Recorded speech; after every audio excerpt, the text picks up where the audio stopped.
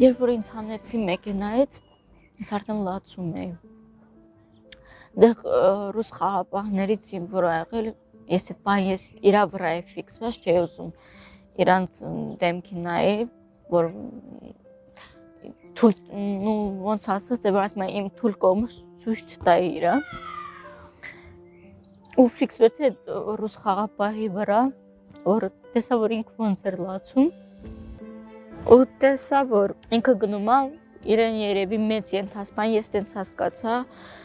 որ խնդրեց, որ տես ինչ իրավիճակում են գտնում, գոնե արի դու տես ինչ ես անում։ Այդ ռուս խաղապահների մեծ ենթասպան երբ որ եկավ, առանձնացրեց, իրան հետ խոսեց, ես այն հասկացա, որ ինքը ռուս խաղապահին ասել է դու ով ես, որ այստեղ որոշումներ կայացնես, մեր տարածքն է, մենք ենք որոշում կայացնում, իմ հետ ինչպես վերաբերվեք։